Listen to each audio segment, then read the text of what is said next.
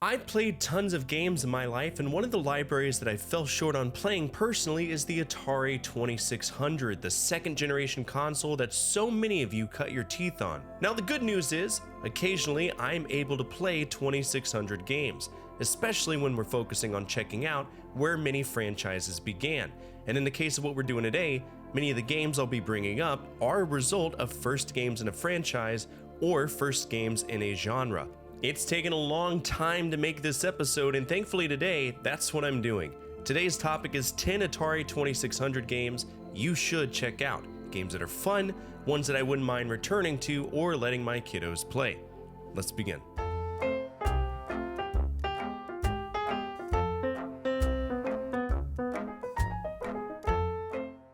Oh man, this game is beyond fun. Taz is a quality game released in 1984 by Atari featuring the lovable chaos engine that is the Tasmanian Devil. It's significant for a few reasons. Not only is it the first Taz licensed game, it's also the first Looney Tunes game. So this kicked off a long series of games that still thrive to this day. In the game we play as Taz, moving between lines to pick up food items while dodging dynamite. And while it might seem simple in the footage, this game can become genuinely challenging, and that means a lot to me. You get 3 lives to get the best score you can, and no, it's not inherently beatable, but it's a great time waster. For my European audience, you might be saying in your respective dialect, that's asterisk. And yeah, you'd be right. Atari reskinned this game for China and the European markets as Asterisk from the Asterisk and Obelisk franchise, of which this is the second game in that franchise, true story.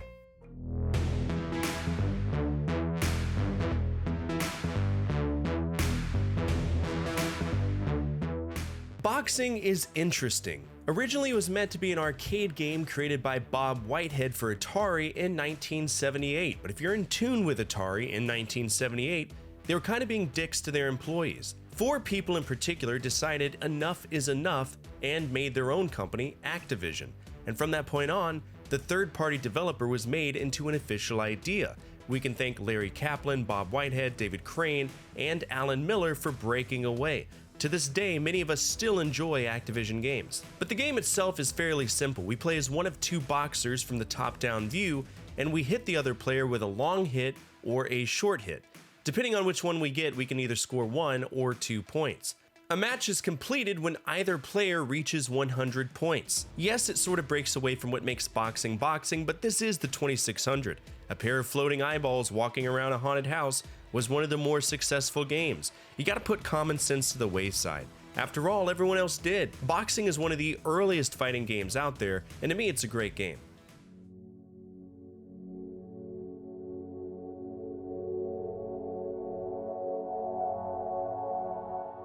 Originating in the arcades in 1976, this is one of the earliest racing games ever created. One of the first to have first-person graphics. I say that with air quotes. Now the arcade game can be hit or miss. You're literally driving at night, and that consists of go forward while a simulated first-person view is rendered, courtesy of the placement of what I can only consider white rectangles. I've never played the arcade version properly because it requires a steering wheel and a shifter.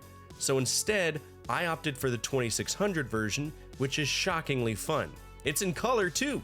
It's a simpler game. We just drive and avoid hitting the posts or going off the road or another car if one should randomly show up. I can't complain. For as simple as this is, I had a great time.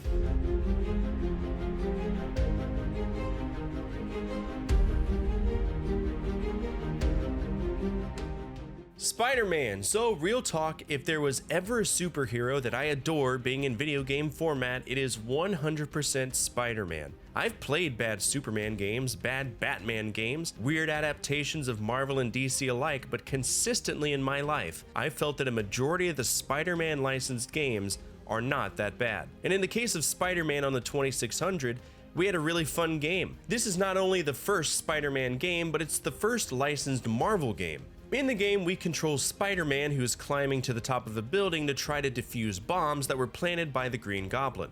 We shoot webs and slowly climb the skyscraper while making sure not to run out of web fluid. We can replenish it by defusing bombs or capturing criminals on the way up with our bodies. I have to say that, because if your web comes near a criminal, they'll cut it with a pair of scissors and you'll fall to your death.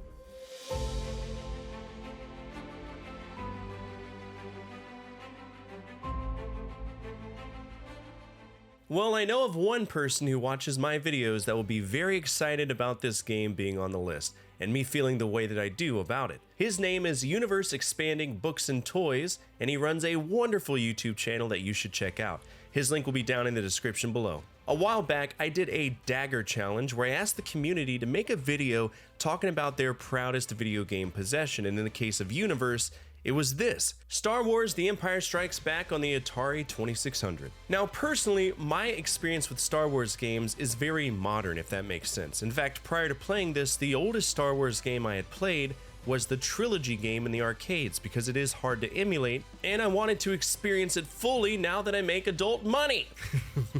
But at some point, I played this and was genuinely impressed. The game is simple. It takes place during the Battle of Hoth, and we control a snowspeeder taking pot shots at AT-ATs. Occasionally there will be bomb hatches located on the outside of the AT-ATs that open and flash multiple colors for a very short amount of time. If you hit that, it destroys them instantly. Otherwise, you need to land 48 hits on each of them to take it down. We can take damage, but we can also land our speeder in valleys to repair it. It is a massively fun game, and in my opinion could very well be one of the greatest games on the console. Top 10 on the system territory for me.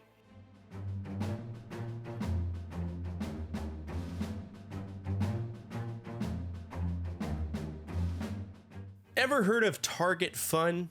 That's how I experienced this after Sears rebranded the game and made it a pack-in for the Atari VCS. The original name of the game is Air-Sea Battle, and it's a fixed shooter, no more no less. It's very simple. Sometimes we are anti-air guns, sometimes we play as submarines, and depending on which mode we're in, our guns respond differently. In the anti-air modes, we can move our cannon to aim at 30, 60, and 90 degrees. Different targets move across the screen, and it's our job to remove them from existence. In the submarine modes, we control a sub and fire at ships that are directly above us. While that might seem simple, I will remind everyone watching that Atari games came with multiple modes, and these modes changed key gameplay aspects, usually in the tune of difficulty. Air-Sea Battle has 6 anti-air modes, 4 torpedo games, 3 shooting gallery modes, and the list goes on. All in all, there are 27 different modes you can check out, which I find interesting when we talk about replayability.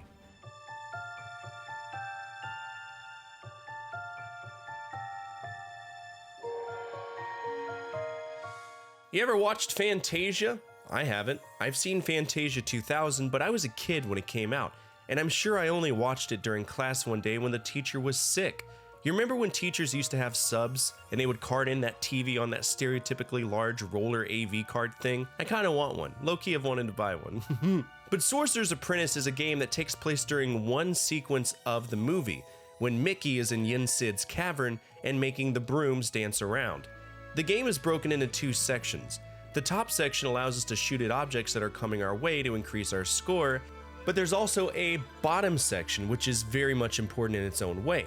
The bottom screen is the cave where water is being dumped by the brooms as they mop the floor. We have to shoot the brooms to lower the water level before going back to the top.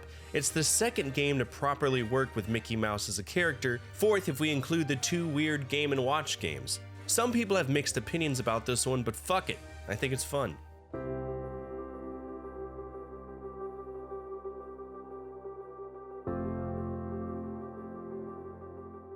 When you think of the history of the arcades, this is a game that made Atari millions of dollars, $150 million in sales, while arcade owners made a combined $500 million from coin drops alone. This was a hallmark of the golden age of the arcades, and it's so simple.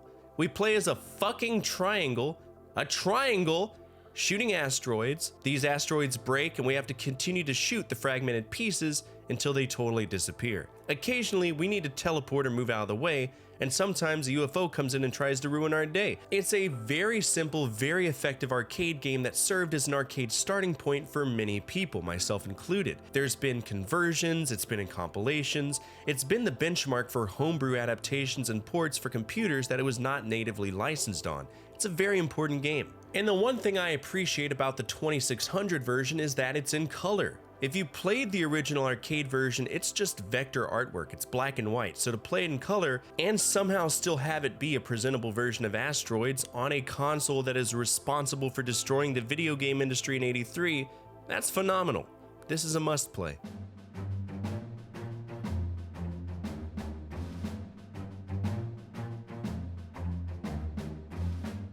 This game is stupid. It's stupid, and it barely made the cutoff for being in one of these episodes. It's a generic shooter, and depending on which mode we set it to, we have different ways to play it. The first 5 modes are tank levels, but mode 3 and 5 have straight firing missiles, while mode 1, 2, and 4, the missiles are guided. Then we have modes 6 through 9, which are tank pong levels. Yeah, you heard me right. Tank pong. Missiles bounce off walls in these modes. In the case of mode 8 through 9 specifically, there are billiards rules where to land a kill on a tank, you need to bounce your missile off a wall before hitting the enemy tank. The final tank modes, invisible tank. Yeah, tanks are only visible when you fire off a missile. It's a very generic game, but the amount of replayability brought it up to an A, so that's why it's here.